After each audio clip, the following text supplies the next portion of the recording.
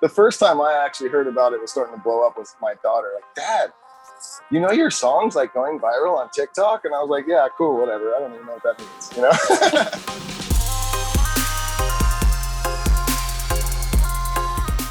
Hey everyone, it's your girl, Emily Curl with iHeartRadio, and today we're hanging out with Duddy from Dirty Heads. Duddy, what's up? How are you? Doing great. Thanks for having me. Of course. Now this is cool, especially because you are in your tour bus right now. What is it like for you being back on the road, living on the bus, going to shows? Walk me through what that's been like for you. Oh man, it feels so good. I mean, we've been touring for the last 20 years of our lives. Not always in a bus. The first 8 or 9 years we were in a van. But we've lived on the road, so that year and a half off, it felt good to get back out. It felt really good to get back. I'm not gonna lie saying I didn't enjoy that little year and a half break. It was kind of nice. That was the first whole summer I've ever got to spend with my kids. I'm usually gone in the summer, so it was nice. But man, being back out on the road, it feels like we're back at home. You know, just on the bus, and all of our friends are here, and the shows have been great. So yeah, it's been nice. I'm always fascinated by this bus life. For you, what's the thing that you miss most about like actually living on the bus, and what's one thing that you could have done without? I think that there's the same thing for both. I love after the show just being on the bus with my buddies. Like everyone in our band and crew, we're so close, so it's like family. So being able to hang out with them every single night is that's what I miss the most. Having to hang out with them every single night is what I could do without. You gotta have the balance, of course. Yeah. Now, the High and Mighty tour, you're on that right now. Tell me, what was it like, especially when you played that first show, walking out on stage again? What's going through your mind? Well, before even this tour started, our first show back was Red Rocks, and it was a sold out Red Rocks. And I've talked about it before too. I was really nervous. And I never get nervous before shows, but it had been so long. It had been a year and a half really since we had played a show.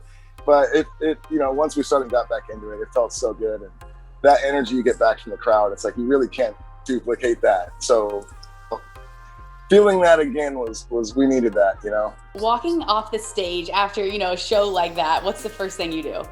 I make a cocktail. I was about to say, do you take a shot of tequila? Yeah, we do actually. We take a shot of tequila, and then because I don't drink at all before the shows or anything, so definitely right after a show like that, I'm like, yes, shot of tequila, and then I make a drink. Now, playing these shows, what's been the best song that you play that the crowd interacts with? What's the most fun on stage? Honestly, the most reaction has been our new song Rage that we just did with Amy from the Interrupters and Travis Barker. I think I'm having the most fun playing that song during the set, and the energy, the crowd just kind of goes nuts during it. So we're stoked to see that people are enjoying the new song. Such a cool music video, such a cool collaboration. Walk me through the beginning. How did that come about with those two? So Jared, I wasn't actually there when that song first came about. And Jared had written this idea with his buddy Denim. It was just like the chorus vocal and like a little bit of music behind it. And they hit me up and they're like, what do you think about this? And I was like, man, this is a smash. But it would be weird for me to sing that chorus, and it would be weird for Jared to sing that chorus, because we both had great parents growing up and they were there. So we were like, man, who would, let's get a feature to sing this track. And we hit up Amy. We've known Amy for a long time, and we thought her voice would be perfect on it. And no joke, she was like, guys, not only yes will I sing on this, but she's like, this is my life story. Like, this really happened to me. Wow. So it really hit home with her, and we were like, man, this is perfect, So she killed it. And when we were building the track, Jared had found this like Travis Barker sample, like drum samples that we had kind of put in the background of the song that sounded really cool.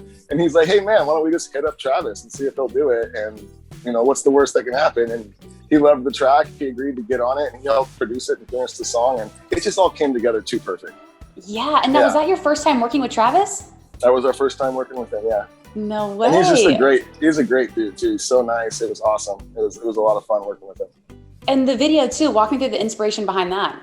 So it was kind of like we're all on display, I guess you would say, and we all have rage inside, but it's just kind of the different ways that people will deal with rage. You know, it was like, you know, Travis was kind of pacing around and playing drums. Jared was very aggressive and dancing around, and I was very mellow, more like in my head. So it's kind of like everyone's got a little rage in their side. We all kind of deal with it in our own ways, but you know, you got to get it out sometimes. So rage has been a big one. Another one I can imagine that's probably a crowd favorite is Vactaion. We have to talk about it. That went absolutely viral recently on TikTok.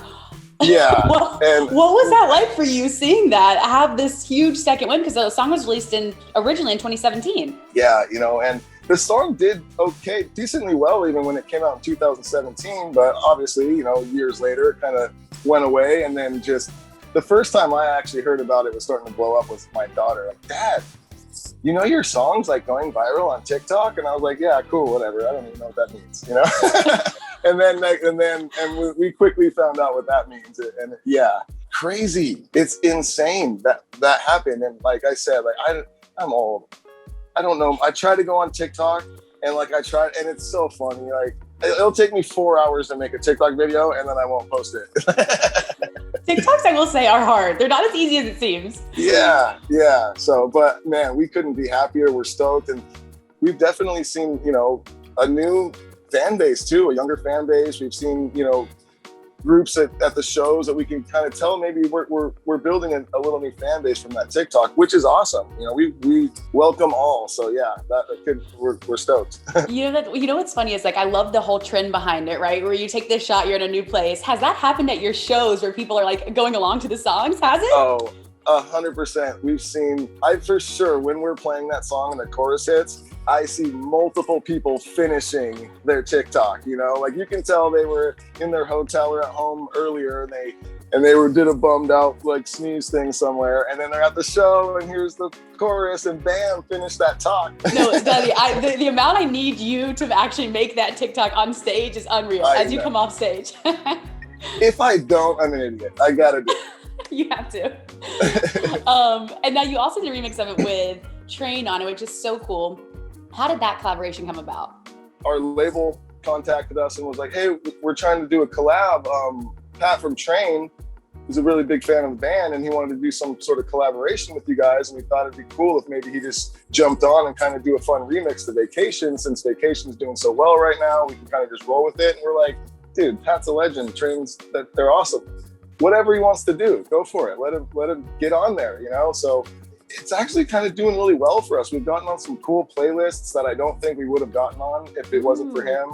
And we're starting to get some love in some, you know, areas that we really hadn't been before because of Train, because of Pat. So, hey, we're stoked. I mean, it's such cool collaborations, like you mentioned, Pat Monahan, Travis Barker. Are there more collaborations we can expect in the future? Nothing set in stone, but okay. For sure. Like we love collabing with people. We love working with people. I feel like we learn something new every time we work with new people. And so yeah, definitely more features in the future. So exciting. Okay, now Duddy, you guys are obviously on tour. What else can we look forward to from you guys in the future with new music, next year maybe? Give us the rundown. Yeah, I mean, honestly, we already have, I think, 8 songs done and ready to go, new tracks. We're just going to get a couple more together and we're going to have a new album sometime soon. You know, I don't know exactly when. I don't know if it'll drop this year or maybe early next year, but yes, lots of new music coming very soon. And we're just going to be touring hard. You know, we missed a year and a half of playing, so we're going to be out hitting all those spots we missed. So we can't wait for that. Well, Duddy, congratulations. I hope you guys have the best time on the tour. Enjoy it. And we can't wait till the next time we see you guys, hopefully in person. Yeah, hopefully it's soon. And thank you guys for having me. Of course. And thank you all so much for watching. Make sure you stream all of Dirty Head's music on iHeartRadio. And we'll see you next time. Bye, guys. Hey guys, thanks so much for watching. Did you like that video? You can check out more over here. And don't forget to subscribe to iHeart right here. And if you're already a longtime fan, make sure you ring the bell down below so you don't miss a single video. Bye guys.